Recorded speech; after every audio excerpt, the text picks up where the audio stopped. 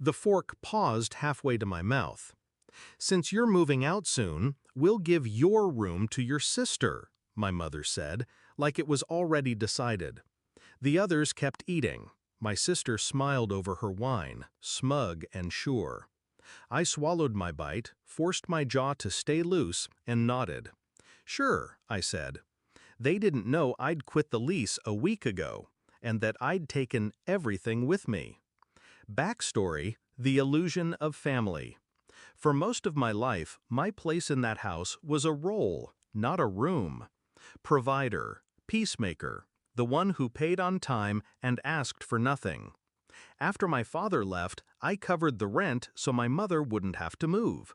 I handled repairs, bills, even groceries. It wasn't generosity anymore, it was expectation. I used to believe they appreciated it.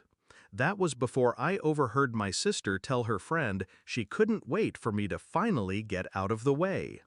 The first sign. It started with little things. My laundry accidentally ending up in garbage bags. My groceries disappearing overnight. The bathroom shelf I'd paid for cleared to make room for my sister's endless beauty products. When I confronted my mother, she just shrugged. "You're too sensitive." But the moment that sealed it came 2 weeks ago. I came home early and heard them in the kitchen. My mother, my sister, her boyfriend, laughing. "Once she's gone, we'll repaint the walls. Might even knock out the closet for more space," my mother said. They were talking about my room, like I was already gone. The decision. I didn't say a word. I didn't argue, because anger only feeds them. Instead, I smiled that night in my own bed, looking at the walls they thought they'd inherit. I'd worked too hard to furnish this space. Every piece was mine. Every lamp, every shelf, every appliance in the kitchen I'd bought because they couldn't afford it.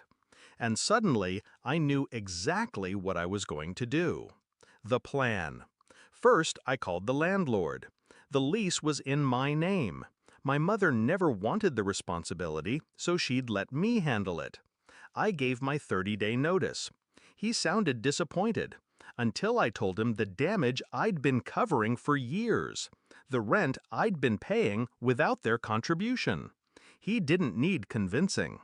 Then I scheduled movers, a discreet team, working during my mother's weekday shifts. I boxed every belonging, mine and every shared item I'd purchased. If I paid for it, it came with me.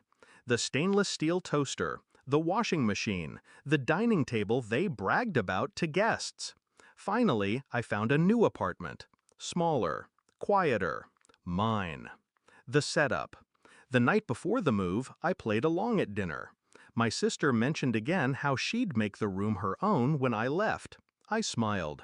"I'm sure you will." The next morning, while the house was empty, the movers arrived. We stripped my room bare in under an hour. Then we hit the living room, the kitchen, the laundry area. Every item gone. What remained looked like an abandoned hostel. Bare walls, dented floors, the sagging couch they'd bought before I turned 18. On the counter, I left a neat envelope with the landlord's notice, my forwarding address, and the last month's rent receipt.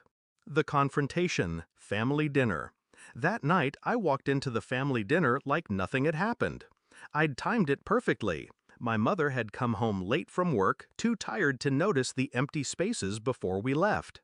Halfway through the meal, she dropped her little bomb.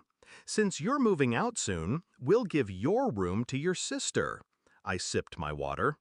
"You should check the house when you get back," I said casually. She frowned, not understanding. My sister rolled her eyes, thinking I was being dramatic again. The realization. We didn't speak much the rest of the dinner, but I'll never forget the moment we returned. The door opened. Silence. The echo of shoes on bare floors. "Where's the table?" my sister asked. "Where's the toaster, the washing machine?" My mother's voice was rising. I leaned in the doorway of my empty room. "Oh, I forgot to mention," I said softly. "I ended the lease last week. Everything I bought is in my new place." Her face drained. My sister's mouth opened, closed, opened again, like a fish gasping for air. The aftermath. They called me selfish. They said I'd left them with nothing. I reminded them that's exactly what they'd intended to leave me with. Then I handed my mother the envelope with the landlord's notice. "You have 30 days," I said. "Good luck." And I left. Not a slam, not a scream, just the sound of my footsteps fading down the hall. Reflection. People think revenge has to be loud to be satisfying. It doesn't.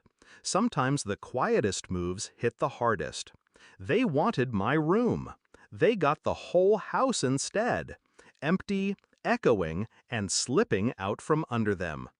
I ate alone that night in